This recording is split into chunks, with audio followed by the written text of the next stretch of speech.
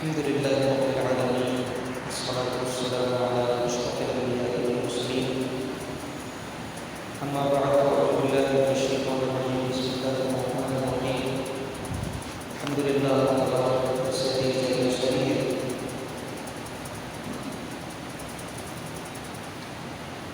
درس حدیث میں ہم علم کے تعلق سے جو حدیث کریمہ وارد ہے انہیں آپ کے سامنے اس وقت پیش کر رہے ہیں. آج کی پہلی حدیث سنن ترمذی کی حدیث ہے. حضرت عبداللہ بن مسعود رضی اللہ تعالیٰ عنہ اس حدیث شریف کے راوی ہیں. کہتے ہیں کہ سمعت رسول اللہ صلی اللہ علیہ وسلم یقول، میں نے اللہ کے رسول کو یہ فرماتے ہوئے سنا، نضر اللہ امرأ سمع منا شيئا فبلغه كما سمعه فرب مبلغ اوعى له من سامعين. حضرت عبداللہ بن مسعود رضی اللہ عنہ سے روایت ہے، کہتے ہیں کہ میں نے رسول اللہ صلی اللہ تعالیٰ علیہ وسلم کو یہ فرماتے ہوئے سنا کہ اللہ رب العزت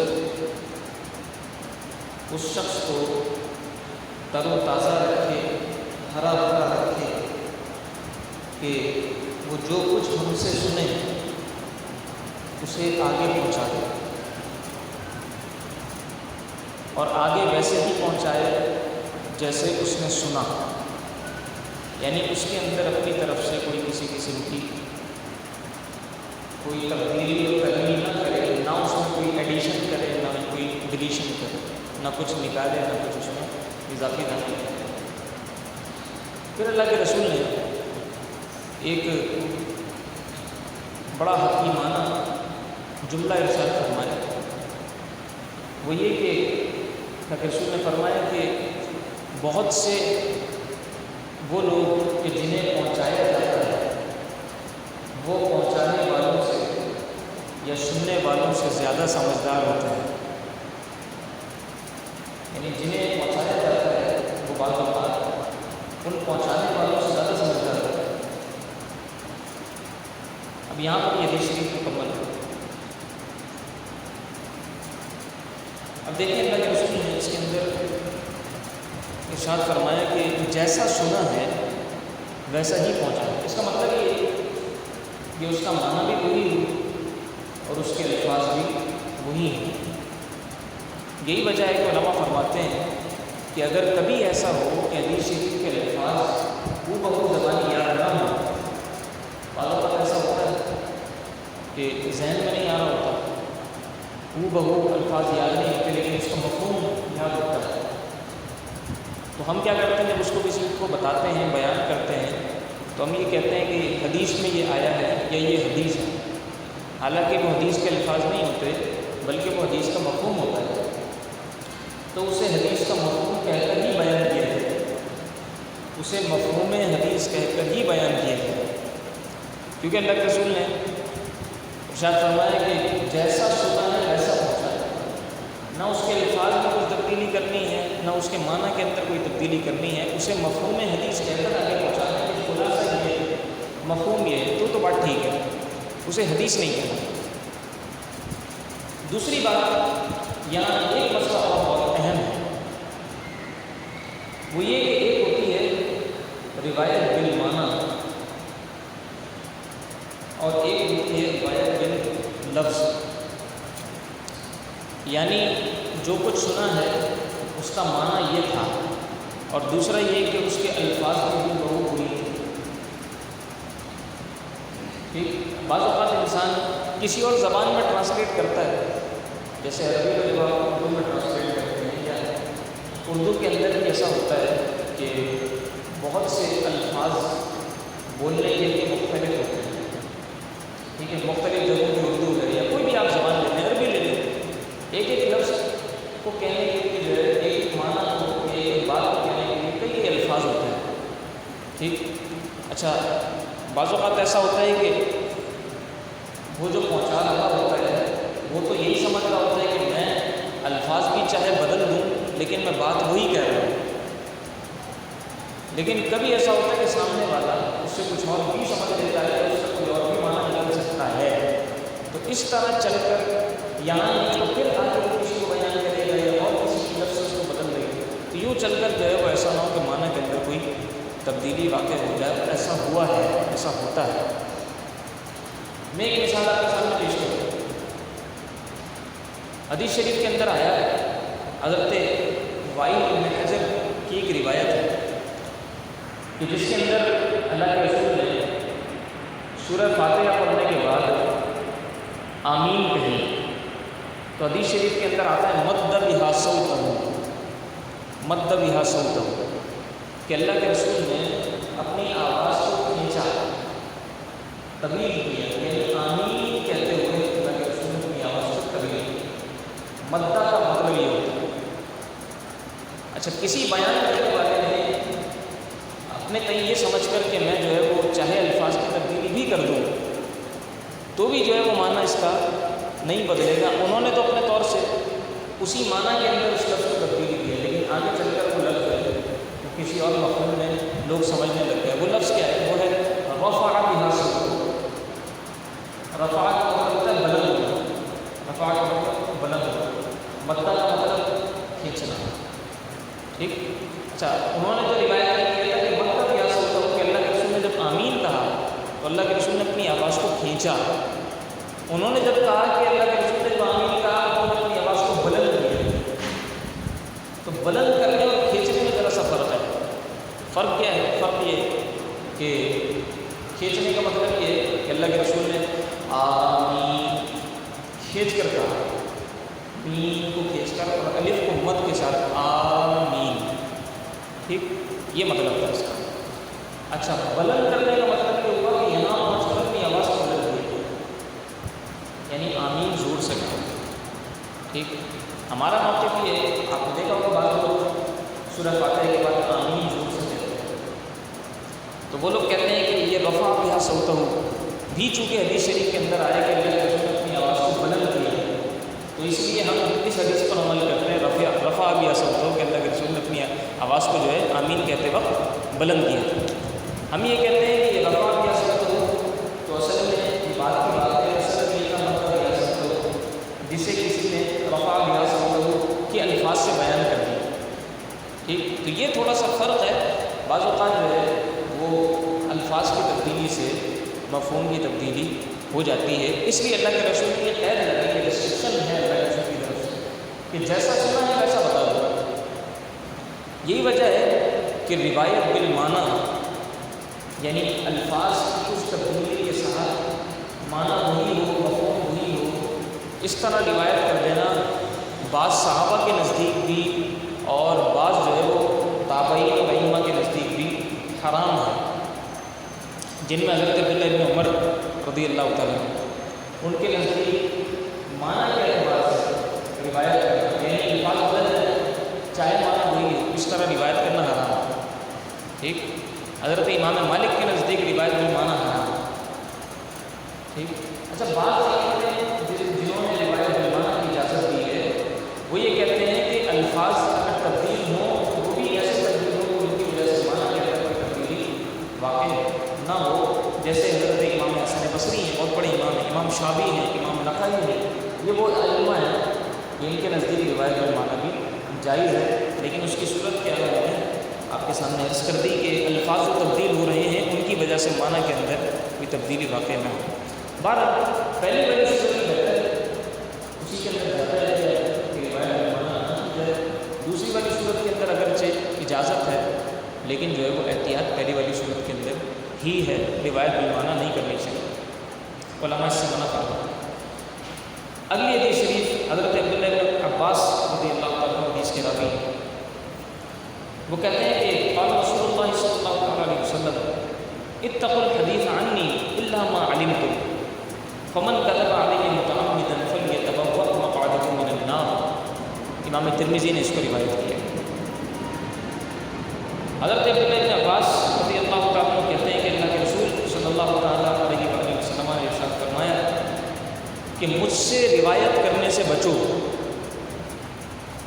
ٹھیک. روایت کرنے سے بچو، الا ما علمتم، ہاں مگر یہ کہ اگر تم اچھی طرح جانتے ہو، صحیح طرح تمہیں پتہ ہے، اگر تم آگے حدیث کو روایت کرتے۔ یہی وجہ ہے کہ صحابہ کرام روایت حدیث کے اندر بہت زیادہ احتیاط کیا کرتے تھے، بہت زیادہ احتیاط کیا کرتے تھے، کثرت سے روایت نہیں کرتے تھے صحابہ، بہت احتیاط کیا کرتے تھے۔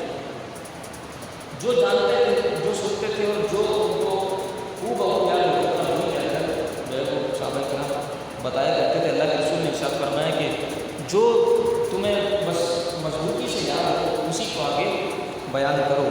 پھر فرمایا کہ جس نے مجھ پر جان بوجھ کر جھوٹ باندھا، جس نے جان بوجھ کر مجھ پر جھوٹ باندھا، وہ اپنا ٹھکانہ جہنم میں بنا لے۔ ٹھیک، اس حدیث کو امام ترمذی نے روایت کیا کہ جس نے مجھ پر جان بوجھ کر جھوٹ باندھا وہ اپنا ٹھکانہ جہنم میں بنا لے۔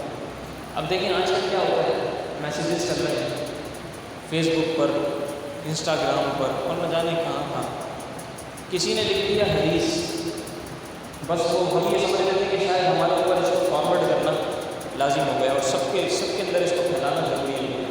اس کی کوئی تصدیق نہیں ہے، کچھ پتہ نہیں کس نے لکھا ہے بھی نہیں ہے۔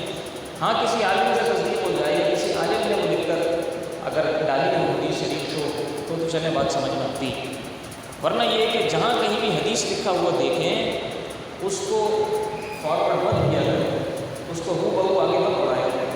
کوئی قرآن کا ترجمہ، قرآن کی تفسیر، حدیث، اس طرح کی چیزوں کو آگے نہیں پھیلانا چاہیے جب تک کہ ان کی تصدیق نہ ہو جائے یا پھر کسی معتبر اور مستند عالم نے اس کو اپلوڈ نہ کیا ہو، اس کو جو ہے وہ پیجز کے اوپر ڈالا نہ ہو۔ کہیں ایسا نہ ہو کہ اس حدیث شریف کی زد میں ہم آ جائیں۔ اللہ کے رسول نے فرمایا کہ جس نے جان بوجھ کر مجھ پر جھوٹ باندھا وہ اپنا ٹھکانہ جہنم میں بنا ہے۔ یہ بہت خطرناک بات ہے۔ اچھا، حدیث شریف کی جو اقسام ہے، ان اقسام کے اندر ایک حدیث متواتر ہوتی ہے، حدیث مشہور ہوتی ہے، متواتر ہوتی ہے، کہ جنہیں کئی صحابہ کرام نے روایت کی ہے۔ متواتر کا مطلب یہ ہے کہ ایسی حدیث کہ جسے صحابہ کرام کی اتنی کثیر تعداد نے روایت کیا ہے کہ جن کا جھوٹ پر متفق ہونا محال ہے۔ ایسا ہو ہی نہیں سکتا کہ سب مل کر کوئی غلط بات بیان کرے۔ ٹھیک، اتنی کثیر تعداد نے اس کو روایت کی، یہ حدیث متواتر۔ تو حدیث متواتر اگر ملتی ہے، معلوم ہوتا ہے یہ حدیث متواتر ہے، اس کو تو انسان بے دھڑک آگے بڑھے۔ اچھا، انسان سے مراد یہاں پر عالم ہے، کیونکہ عالم ہی کو پتہ چلے گا حدیث متواتر ہے کون سی حدیث ہے مشہور وغیرہ۔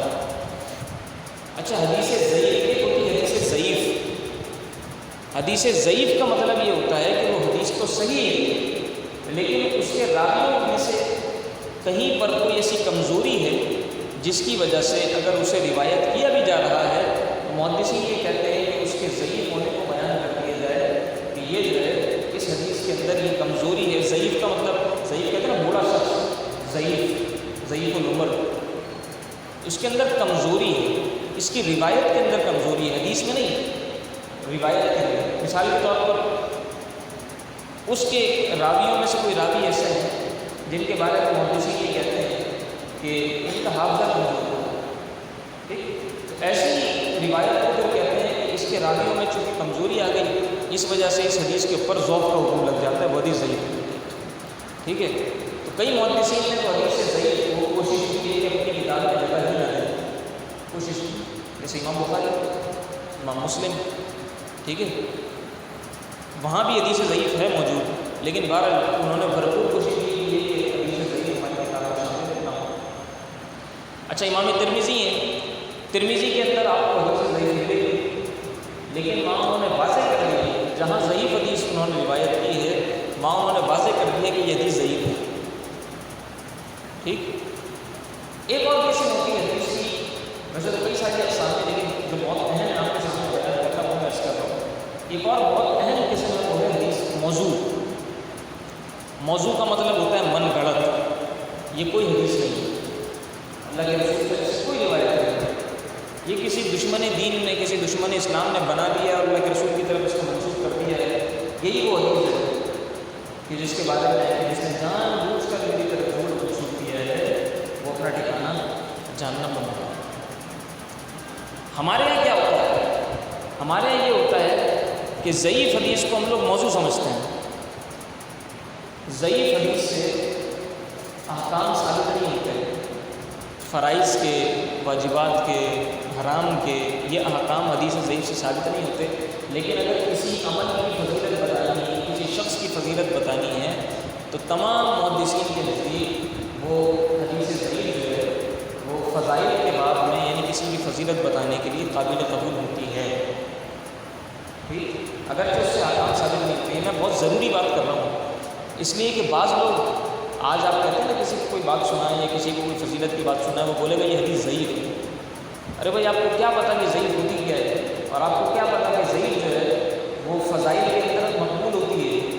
احکام اگرچہ اس سے ثابت نہیں ہوتے، لیکن اگر کسی کی فضیلت آپ ضعیف حدیث سے ثابت کر رہے ہیں تو وہ ثابت کی جا سکتی ہے۔ محدثین فضیلت کے اندر ضعیف حدیث کو قبول کرتے ہیں، ایک بات۔ دوسری بات یہ کہ ضعیف اور موضوع کو بالکل الگ چیز ہے۔ کوئی کہتا ہے نا کہ یار یہ حدیث ضعیف ہے، وہ بولتے ایسے جیسے سامنے والا سمجھے کہ یار یہ حدیث موضوع ہے، کوئی من گڑت حدیث ہے۔ ضعیف من گڑت نہیں ہوتی، من گڑت موضوع ہوتی ہے، وہ کسی کے نزدیک کی حدیث نہیں ہوتی، وہ من گڑت بات ہی ہوتی ہے۔ ٹھیک، حدیث ضعیف میں نے آپ کے سامنے عرض کر دی ہے کہ اس کو جو ہے وہ موضوع سے بالکل الگ رکھا ہے۔ اچھا، اس کے اندر اللہ کے رسول نے فرمایا کہ جس نے جان بوجھ کر میرے اوپر جھوٹ باندھا، اس کا مطلب یہ ہے کہ کسی سے اگر غلطی ہو گئی، اس کو نہیں پتا تھا، اس نے بیان کر دی، اس سے غلطی ہو گئی، تو اگرچہ جب پتہ چلے توبہ کرے، کہیں پوسٹ کر دے، ڈیلیٹ کر دے، لیکن بہرحال یہ جہنمی ہونے والا حکم اور فتویٰ اس کے اوپر نہیں لگایا جائے گا۔ اس سے غلطی ہوئی، توبہ کر لے، آئندہ نہ کرنے کا عزم کرے۔ اگر اس نے جان بوجھ کر کیا ہے تو پھر اس کے لیے یہ جو ہے وہ وعید ہے، لیکن جان بوجھ کر نہیں کیا، غلطی سے ہو گیا، تو پھر یہ وعید جو ہے اس کو سنائی جائے، بتا دی جائے، دیکھو یہ ہو سکتا ہے، لیکن اس کے اوپر جو ہے وہ جہنمی ہونے کا فتویٰ کم سے کم نہ لگایا جائے۔ اگلی حدیث شریف حضرت عبداللہ ابن عباس رئیس المفسرین رضی اللہ تعالیٰ، یہ بہت اہم ہے یہ بھی، اور اس سے اگلی روایت بھی۔ آج کے دور کے حساب سے میں عرض کر رہا ہوں کہ یہ دو احادیث جو ہے فتنوں کے حساب سے آج کے دور کے کچھ لوگ ہیں، ان کی وجہ سے یہ بہت اہم ہے۔ اللہ کے رسول نے ارشاد فرمایا من قال فی القرآن برأیہ فلیتبوأ مقعدہ من النار، کہ جس نے قرآن کے اندر اپنی رائے سے کچھ کہا تو اللہ کے رسول نے فرمایا کہ وہ اپنا ٹھکانہ جہنم میں بنا لے۔ جس نے اپنی رائے سے قرآن میں کچھ کہا وہ اپنا ٹھکانہ جہنم میں بنا لے۔ اسی طرح اگلی روایت ہے کہ من قال فی القرآن بغیر علم فلیتبوأ مقعدہ من النار، کہ جس نے بغیر علم کے قرآن کے اندر اپنی کوئی بات شامل کی تو وہ اپنا ٹھکانہ جہنم میں بنا لے۔ اچھا، یہاں جو مراد ہے، پہلے مراد ہم سمجھ لیتے ہیں کہ رائے سے مراد کیا ہے اور کن چیزوں کے بارے میں رائے دینے سے منع کیا گیا ہے۔ بعض چیزیں ہوتی ہیں کہ جو نقل کی جا رہی ہوتی ہیں یا جو نقل پر موقوف ہوتی ہیں، جیسے آیات کا شان نزول، وہ آپ کو حدیث سے پتہ چلے گا کہ یہ آیت کب نازل ہوئی۔ شان نزول کا مطلب ہوتا ہے یہ آیت کب نازل ہوئی، کس موقع پر نازل ہوئی، اس کا پس منظر کیا تھا، یہ شان نزول ہوتا ہے۔ اچھا، اسی طریقے سے اس کو کس طرح پڑھا جائے گا، تجوید کے قواعد کیا ہیں، اس کو پڑھنے کا طریقہ کیا ہے، اسلوب کیا ہے، یہ ساری چیزیں جو ہے، یا اسی طرح ناسخ و منسوخ ہوتا ہے کہ کون سی آیات منسوخ ہو گئی، کن کے احکام منسوخ ہیں، کن آیات کی وجہ سے کون سے احکام منسوخ ہیں وغیرہ وغیرہ۔ یہ طویل گفتگو، بہت علمی بحث ہے۔ میں صرف یہ عرض کر رہا ہوں کہ یہ جو چیزیں ہوتی ہیں یہ وہ ہوتی ہیں جو ہمیں احادیث سے پتہ چلی، ان کے بارے میں رائے نہیں دے سکتے۔ یعنی کوئی یہ کہے کہ مجھے ایسا لگتا ہے کہ اس سے شان نزول یہ ہوگا، یہ نہیں ہو سکتا۔ ٹھیک ہے، یہ چیزیں نقل پر موقوف ہوتی ہیں، شان نزول اللہ کے رسول نے جو بتایا ہے وہی ہے۔ ٹھیک ہے، اور نقل پر جو چیزیں موقوف ہوتی ہیں ان کے بارے میں یقین ہوتا ہے کہ اللہ کے رسول نے فرمایا کہ یہ آیت اس موقع پر نازل ہوئی، حدیث شریف سے ہمیں معلوم ہو، تو بس وہ آیت پھر اسی موقع پر نازل ہوئی۔ ہم اپنی اٹکل اور اپنی رائے استعمال نہیں کر سکتے، یہ ہو گیا نقل۔ بعض چیزوں کے بارے میں اپنی رائے استعمال کی جاتی ہے، مفسرین استعمال کرتے ہیں۔ وہ چیزیں ہوتی ہیں کہ کوئی اچھی تعبیر ذہن میں آ گئی، کسی نے اعتراض کیا ہے قرآن کی کسی بات پر، اور غور کرنے والے لوگ جو ہیں علماء، یہ ظاہر علماء کا کام ہے، مفسرین ہیں علماء، وہ قرآن کی آیات کے اندر غور کرتے ہیں، ان کو جو ہے کسی آیت سے کسی اعتراض کا کوئی جواب ملے، ٹھیک ہے، یہ کہلاتا ہے تعبیر۔ تو اس کی تو گنجائش ہے، بلکہ مفسرین یہ کرتے ہیں۔ یہ رائے دینا نہیں ہوا، رائے دینا جو منع ہے وہ منع ہے کہ وہ چیزیں جو نقل سے آ رہی ہیں جیسے شان نزول وغیرہ، ان کے بارے میں جو ہے وہ اپنی رائے کا اظہار نہ کیا جائے، ورنہ تو قرآن کریم خود تدبر اور تفکر کی دعوت دیتا ہے۔ افلا یتدبرون القرآن، قرآن میں غور کیوں نہیں کرتے، قرآن میں غور و فکر کیوں نہیں کرتے؟ اچھا، اس سے جو ہے وہ ان لوگوں کو کم از کم عبرت پکڑنی چاہیے جو کیا کرتے ہیں، یہ کرتے ہیں کہ انہوں نے ترجمہ پڑھ لیا اور پھر آ کر وہ بحث کرتے رہ جاتے ہیں کہ ہم نے تو یہ پڑھا تھا، ٹھیک ہے۔ ایسے لوگوں کو جو ہے وہ اپنی اٹکل اور اپنی جو ہے وہ عقل استعمال کرنے کی قطعاً بھی اجازت نہیں ہے۔ اگر اس کے اندر مزید یعنی کوئی اچھی تعبیر یا کسی اعتراض کے جواب میں اپنی رائے دینے کی اجازت ہے تو وہ بھی صرف عالم کو ہے، اس لیے کہ اس کو اصول پتہ ہوتا ہے۔ آپ کو پتہ ہے قرآن کریم کا ترجمہ اور اس کی تفسیر کرنے کے لیے علماء فرماتے ہیں 15 علوم ہیں، 15 علوم جن کے اوپر مکمل مہارت ضروری ہے، جن کے اوپر مکمل مہارت ضروری ہے، 15 علوم، یعنی صرف عربی کا آنا یہ قرآن کا ترجمہ کرنے کے لیے کافی نہیں ہے۔ 15 علوم ہیں۔ ہم سوچتے ہیں کہ شاید جو عربی دان ہے اس کو تو عربی آتی ہے، تو قرآن ظاہر ہے کہ وہ اچھی سمجھتا ہو، تو بھئی اگر ایسا ہی ہوتا تو پھر صحابہ کرام حضور کی بارگاہ میں آیات کے مطلب پوچھنے کے لیے کیوں آتے ہیں؟ بھئی جب کوئی آیت نازل ہوتی تھی تو صحابہ کرام حضور علیہ السلام سے پوچھا کرتے تھے کہ یا رسول اللہ اس کا مطلب کیا ہے؟ کیا ان کو عربی نہیں آتی تھی؟ انہی کی تو زبان میں قرآن نازل ہوا۔ آج کی تو عربی پھر بہت ایڈوانس ہو گئی ہے، لیکن وہ تو عربی وہ خالص تھی جن کی زبان میں قرآن نازل ہو رہا ہے، وہ خود اللہ کے رسول جو اس کا مطلب پوچھنے کے لیے آیا کرتے تھے۔ تو اس کا واضح مطلب یہ ہوا کہ صرف عربی آنا یہ اس بات کی گارنٹی نہیں ہے کہ جس کو عربی آتی ہے اس کو قرآن سب سے اچھا آتا ہے، وہ قرآن سب سے اچھا سمجھ سکتا ہے، نہیں، ایسا نہیں ہے۔ قرآن کو سمجھنے کے لیے 15 لوگوں علماء نے بیان کروایا ہے جن کے اوپر مکمل مہارت ضروری ہے، جس میں صرف بھی ہے، نحو بھی ہے، ادب بھی ہے، اور جناب منطق بھی ہے، اور کیا کیا اس کے اندر علوم ہے، 15 علوم جن کے اوپر مکمل مہارت ضروری ہے۔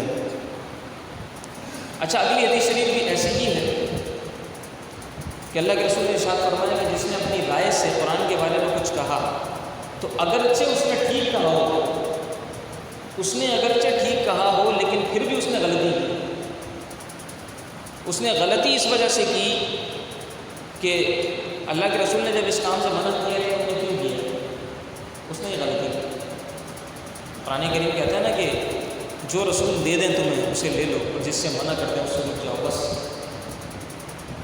اب اس وقت تو صحیح کہہ دیا، ہو سکتا ہے کہ یہ عادت اس کی پختہ ہو جائے اور بعد میں جا کر جو ہے اس عادت کے تحت وہ اپنی حساب سے جو ہے وہ قرآن کریم کی تعویلیں کرنا شروع کر دے۔ اچھا، آج جو ہے وہ ایک اپلیکیشن ہے، اس کا نام ہے اسلام 360، شاید آپ میں سے بہت سنا نام بھی سنا، بہت سے لوگ اس کو استعمال کر رہے ہیں سوشل میڈیا کے اوپر، اس کو ڈاؤن لوڈ کر لیتے ہیں۔ اس میں کیا ہے، اس میں قرآن کریم کے بہت سارے تراجم ہیں، اس میں احادیث کی کتب کے ترجمے ہوئے ہیں۔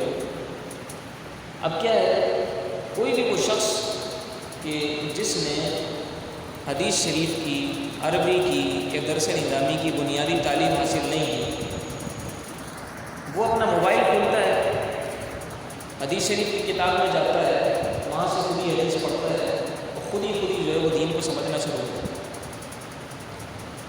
یاد رکھیے گا اس طرح اگر دین کو سمجھنا شروع کر دیا تو گمراہی کے سوا کچھ حاصل نہیں ہوگا۔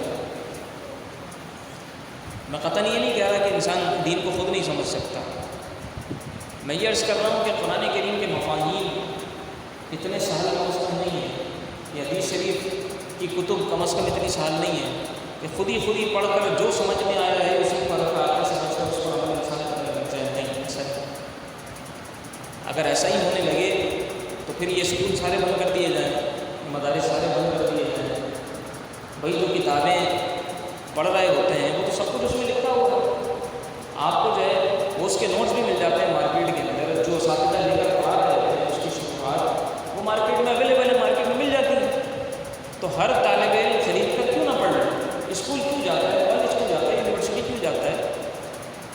جب وہ چیزیں خود سے سمجھ میں نہیں آ سکتی، اس کے لیے ٹیوشن کی ضرورت ہوتی ہے، اس کے لیے کالج اسکول کی ضرورت ہوتی ہے، کسی ٹیچر کی ضرورت ہوتی ہے، تو قرآن و حدیث کیا ان سے بھی زیادہ آسان ہے کہ ہم ان کے بارے میں یہ سمجھیں کہ یار یہ خود ہی سمجھ میں آ جاتا ہے؟ بہت سارے موقف علماء کے بہت سارے اقوال لکھے ہوتے ہیں، پڑھتے چلے جائیں گے، الجھتے چلے جائیں گے، جب تک بنیاد کا علم نہیں ہوگا، جب تک بنیادی باتیں نہیں پتہ ہوں گی، تب تک ہمیں بات سمجھ میں نہیں آنے والی۔ آخری حدیث شریف پر سماعت فرمائیں اور اسی تعلق سے یہ سمجھیں کہ یہ اس کی جو ہے یہ اس کی تکمیل ہے اس موضوع کی ہمارے ابھی جو خصوصاً جس موضوع پر ہماری حدیث چل رہی ہے۔ حضرت عمر بن شعیب اپنے والد سے اور وہ اپنے دادا سے روایت کرتے ہیں کہ سمع النبی صلی اللہ علیہ وسلم قوما يتدارؤون في القرآن فقال انما هلك من قال قبلهم بهذا ضربوا كتاب الله بعضه ببعض وانما نزل كتاب الله يصدق بعضه بعضا فلا تكذبوا بعضه ببعض فما علمتم منه فقولوا وما جهلتم فكلوه الى عالمه۔ امام احمد نے اس کو روایت کیا ہے، مسند احمد کے اندر امام ابن ماجہ نے اس کو روایت کیا ہے۔ اللہ کے رسول نے واضح طور پر ارشاد فرمایا ہے کہ حضرت عمر بن شعیب اس کو روایت کرتے ہیں، کہتے ہیں کہ حضور علیہ السلام نے کچھ لوگوں کو سنا کہ وہ قرآن کے بارے میں جھگڑ رہے تھے، قرآن کے بارے میں جھگڑ رہے تھے۔ کیا جھگڑ رہے تھے؟ کہ کوئی کچھ بیان کر رہا ہے، مطلب کہ قرآن کی اس آیت سے مراد یہ ہے، اور کوئی جو ہے وہ کچھ بیان کر رہا تھا کہ نہیں اس سے مراد یہ ہے۔ تو اللہ کے رسول صلی اللہ تعالیٰ علیہ وآلہ وسلم نے ارشاد فرمایا کہ تم سے پہلے جو لوگ ہلاک ہوئے وہ اسی وجہ سے ہلاک ہوئے کہ انہوں نے کتاب کا بعض حصہ لے لیا، بعض حصہ چھوڑ دیا، اور جو ہے وہ اللہ کے رسول نے ارشاد فرمایا کہ اللہ کی کتاب جو ہے اس کا بعض حصہ بعض کی تصدیق کرتا ہے، یعنی دونوں کے اندر کوئی اختلاف نہیں ہے، دونوں کے اندر کوئی اختلاف نہیں ہے، بلکہ دونوں چیزیں ایک دوسرے کی تائید ہی کرتی ہیں۔ تو اس لیے اللہ کے رسول نے فرمایا کہ ایسا نہ کرو کہ بعض حصے کو لے لو اور بعض حصے کو تم جھٹلا دو۔ پھر اللہ کے رسول نے ارشاد فرمایا کہ اگر تمہیں علم نہ ہو تو کسی عالم سے پوچھو۔ یہ حدیث ہے، اس حدیث کو مسند احمد کے اندر امام احمد نے بھی ذکر کیا ہے اور امام ابن ماجہ نے بھی اس کو ذکر کیا ہے کہ اگر تمہیں علم نہ ہو تو کسی عالم سے پوچھ لو، اور جو کچھ تمہیں علم ہو صرف وہی بیان کرو بس۔ اچھا، اس میں کچھ چیزیں جو ہے وہ ہمارے لیے قابل غور ہیں۔ اس کی ایک مثال اور آسان کر کے آپ کے سامنے بیان کروں۔ جیسے قرآن کریم کی ایک آیت ہے، قل کل من عند اللہ، مصیبت ہے، آزمائش ہے، آسانی ہے، سب کچھ اللہ کی جانب سے ہے۔ آسانی بھی اللہ کی جانب سے ہے اور آزمائش بھی اللہ کی جانب سے ہے۔ یہ اس آیت کا مطلب ہے، قل کل من عند اللہ، جو کچھ بھی ہے وہ سب اللہ کی جانب سے ہے۔ اچھا، دوسری ایک آیت میں آپ کے سامنے پیش کروں۔ اب ہوگا کیا جو میں عرض کر رہا تھا، اب دیکھیے گا وہ بات واضح ہوگی۔ دوسری ایک آیت میں آپ کے سامنے پیش کروں، وہ ہے ما اصابک من حسنۃ فمن اللہ وما اصابک من سیئۃ فمن نفسک، کہ جو بھلائی تمہیں پہنچتی ہے وہ اللہ کی طرف سے ہے، اور جو برائی تمہیں پہنچتی ہے وہ تمہارے اپنے ہاتھ کی کمائی ہے۔ اب دونوں قرآن کی آیات ہیں۔ ایک جگہ پر فرمایا کہ سب کچھ اللہ کی طرف سے ہے، ایک جگہ پر کیا ہے کہ جو آسانی آ رہی ہے وہ اللہ کی طرف سے ہے، اور جو تمہارے اوپر مصیبتیں آ رہی ہیں وہ تمہارے اپنے ہاتھ کی کمائی ہے، تمہاری اپنی وجہ سے ہے۔ اب ایک عام آدمی، ایک سادہ انسان جب پڑھے گا، ٹھیک ہے، مستشرقین جو ہے نا، یعنی اسلام پر جو اعتراضات کرتے ہیں لوگ، اس طرح کی باتیں اٹھاتے ہیں، اس طرح کی باتیں اٹھاتے ہیں، کہتے ہیں کہ دیکھو قرآن معاذ اللہ قضا ہے، ایک آیت کچھ کہہ رہی ہے، ایک آیت کچھ کہہ رہی ہے۔ حدیث شریف میں کیا ہے کہ ایک حصہ دوسرے حصے کی تصدیق ہی کرتا ہے، دونوں میں اختلاف کوئی نہیں ہے۔ تو یہاں اختلاف کوئی نہیں ہے، بس کیا ہے، ہماری عقل کا قصور ہے، ہماری عقل کا قصور ہے۔ اگر کہیں حدیث شریف کے اندر یا قرآن کی آیت کے اندر کوئی ایسی بات نظر آئے کہ ہمیں سمجھ میں نہ آ رہا ہو کہ یار یہ کیا کہہ رہی ہے اور یہ آیت کیا کہہ رہی ہے، یہ اس حدیث کا کیا مطلب ہے، پھر اس حدیث کا کیا مطلب ہے، گمراہ ہونے کی قطعاً ضرورت نہیں ہے، بھٹکنے کی قطعاً ضرورت نہیں ہے، اپنی عقل استعمال کرنے کی قطعاً ضرورت نہیں ہے، فوراً اٹھیں اور کسی عالم کے پاس جا کر پوچھ لیں کہ اس کا کیا مطلب ہے، ورنہ یہ شیطان بھٹکا دے گا، بہکا دے گا، گمراہ کر دے گا، ایمان لے جاتا ہے یہ شیطان۔ اب میں آپ کو بتاتا ہوں مطلب کیا ہے۔ یہ جو دو آیات میں آپ کے سامنے پیش کی ہیں، پہلی یہ ہے کہ جو کچھ بھی ہے وہ اللہ کی طرف سے، یہ تو بہت واضح ہے، باقی اللہ کی طرف سے، ہر آسانی اللہ کی طرف سے، ہر آسانی اللہ کی طرف سے۔ دوسری جو آیت ہے کہ جو بھلائی مل رہی ہے وہ اللہ کی طرف سے، جو برائی مل رہی ہے تمہارے اپنے ہاتھ کی کمائی ہے۔ اس کا مطلب یہ ہے کہ تم اس طرح سوچا کرو، تم اس طرح سوچا کرو، تم اپنا مزاج ایسا بناؤ کہ جب بھی کوئی بھلائی تمہیں پہنچے تم اللہ کا شکر ادا کرو، اور تم کہو کہ اس میں میرا کوئی کمال نہیں ہے، یہ صرف اور صرف اللہ کا فضل ہے، یہ صرف اللہ کا کرم ہے۔ اور جب کوئی برائی پہنچے تو فوراً اپنے اعمال پر غور کرو کہ مجھ سے کہیں کوئی غلطی تو نہیں ہوگی، مجھ سے کوئی کوتاہی تو نہیں ہوگی۔ اس کا مطلب یہ ہے، میرا خیال ہے واضح ہو گیا ہو، اگر نہ واضح ہوا ہو تو بعد میں کوئی مزید اس کو سمجھنے کے لیے پوچھ بھی سکتا ہے۔ اب میں یہ عرض کر رہا ہوں کہ اگر کوئی عام سادہ آدمی، جیسے میں نے ابھی ایک اپلیکیشن کا آپ کے سامنے نام لیا اسلام 360، اس کے اندر اسی طرح بندہ پڑھتا چلا جائے، پڑھتا چلا جائے، پڑھتا چلا جائے، اور پھر خود ہی سمجھتا چلا جائے۔ ایک وقت وہ آئے گا کہ وہ جو ہے قرآن کے بارے میں خود ہی شکوک و شبہات کا شکار ہونا شروع ہو جائے گا۔ اور یہ میں نہیں کہہ رہا کہ قرآن کو کہہ رہا ہے کہ اسی قرآن سے کئی لوگ گمراہ ہو جاتے ہیں، کئی لوگ ہدایت پا جاتے ہیں، اور گمراہ ہونے کا طریقہ وہی ہوتا ہے کہ جو خود ہی سب کچھ سمجھنا شروع ہو جاتے ہیں، جو کسی سے پوچھنے کی ہمت نہیں کرتے، جسارت نہیں کرتے، وہ جو ہے اس طریقے سے گمراہ ہو جاتے ہیں۔ اچھا آپ دیکھیں کہ کوئی بے علم شخص ہے، ڈاکٹر نہیں ہے، طبیب نہیں ہے، اس سے ہم کبھی علاج کروائیں گے؟ کبھی بھی نہیں کروائیں گے۔ اچھا ایک شخص ہے، ہمارا جنریٹر خراب ہو گیا، ہماری موٹر خراب ہو گئی، ہمیں پتہ ہے اس کو نہیں آتا کام، ہم اس سے کبھی کام کروائیں گے؟ کبھی بھی نہیں کروائیں گے۔ اچھا چلے چھوڑیں، ایک شخص ہے اس کو بال موڑنے نہیں آتے، کبھی اس سے اپنا سر مڑوائیں گے؟ کبھی نہیں مڑوائیں گے۔ لیکن دین ہر ایک سے سمجھ لیں گے، دین ہر ایک سے سمجھ لیں گے، یا خود ہی ہم یہ سمجھ لیں گے شاید ہم دین کے ایکسپرٹ ہیں، دین کے بارے میں خود ہی جو ہے وہ لوگوں سے بحث کرنا شروع ہو جائیں گے۔ تو یہ مزاج ختم نہیں ہونا چاہیے۔ جیسے اور دیگر فیلڈس کے اندر ہم فیلڈس کے ایکسپرٹس کو ڈھونڈتے ہیں، اسی طرح دین کے اندر جو دین کے دینی احکام کے جو ایکسپرٹس ہیں انہیں کو ہمیں دیکھنا چاہیے۔ اچھا اس موقع پر جو ہے وہ ایک عالم دین نے بہت ایک اچھی بات بیان کی۔ وہ کہتے ہیں کہ قرآن کریم کی آیت میں، اچھا اب یہ دیکھیں کہ دوسری مثال کے طور پر بھی یہ بات ہمارے سامنے آ جائے گی۔ قرآن کریم کی ایک آیت کے مطابق قیامت کا جو دن ہوگا نا، وہ دن ہوگا 1000 سال کا۔ کتنے؟ 1000 سال کا۔ ایک اور آیت ہے قرآن کریم کی، اس کے مطابق قیامت کا دن 50,000 سال کا ہوگا، 50,000 سال کا۔ اچھا ایک حدیث شریف میں یہ ہے کہ قیامت کا دن اتنا طویل ہوگا جتنی دیر میں ہم 4 اب بتائیں تینوں باتیں الگ ہیں یا نہیں ہیں؟ تینوں باتیں الگ ہیں۔ تو کوئی عام سادہ آدمی اگر اس کو پڑھے گا، اس کو کچھ نہ پتہ ہو، اس کو کچھ نہ پتہ ہو بیک گراؤنڈ، وہ صرف اس کو پڑھے تو مجھے بتائیں پڑھ کر اس کے دماغ میں شکوک و شبہات جنم لیں گے یا نہیں لیں گے دین کے بارے میں؟ یقیناً لیں گے۔ پھر وہ کسی سے پوچھے بھی نہیں اور خود ہی سمجھ جائے، خود ہی سمجھ لے کہ معاذ اللہ قرآن کے اندر تضاد ہے یا قرآن اور حدیث آپس میں کوئی مختلف ہے۔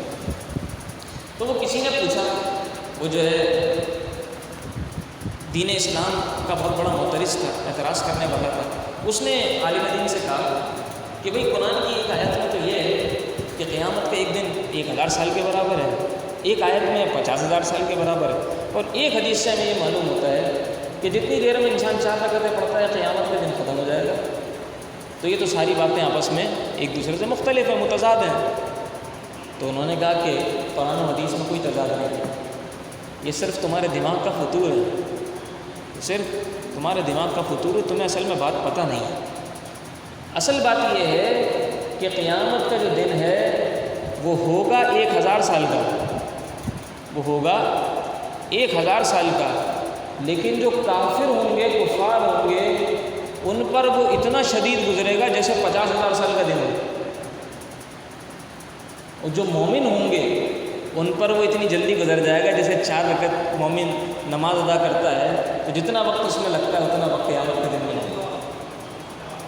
یہ اصل میں بات ہے تو وہ 1000 سال کا، لیکن کفار پر وہ 50,000 سال کے برابر ہوگا، اور مضبوط ایمان والوں کے اوپر وہ اتنا مختصر ہوگا جتنی دیر میں انسان جو ہے وہ مسلمان 4 رکعتیں اپنی نماز ادا کرتا ہے۔ یہ بالکل ایسا ہی ہے کہ جیسے رات ایک ہی جیسی ہوتی ہے، کسی کے گھر میں کوئی میت ہو گئی ہو نا، اس کے اوپر وہ رات طویل ہو جاتی ہے، کسی کو خوشی مل گئی ہو اس کے لیے وہ رات بہت چھوٹی ہو جاتی ہے، کوئی بیمار ہو تڑپتے تڑپتے تڑپتے تڑپتے ٹائم نہیں گزرتا، وقت نہیں گزرتا، اس کے لیے وہ رات بہت طویل ہو جاتی ہے۔ اور کسی کو خوشی مل جائے، کسی کو اپنے محبوب کا قرب مل جائے، اس کے لیے تو یوں گزرتا ہے کہ جیسے ایک لمحے کے اندر پوری رات گزر گئی، وہ کہتا ہے کہ بہت مختصر ہو گئی۔ تو یہ بس بات ہے، وقت وہی ہے، کسی کے اوپر چونکہ تکلیفیں بہت ہیں تو بہت طویل ہو گئی، کسی کے اوپر آسانیاں بہت ہیں تو اس کو ایسا لگتا ہے کہ جیسے یہ فوراً ہی گزر گیا۔ مولا تبارک و تعالی حدیث شریف کا فہم ہمیں عطا فرمائے، حدیث شریف کے لیے ہمارے سینوں کو کشادہ فرما دے، اور حدیث شریف پر جو لوگ اعتراضات کرتے ہیں مولا تبارک و تعالی ہمیں ان کے لیے تیار کرے۔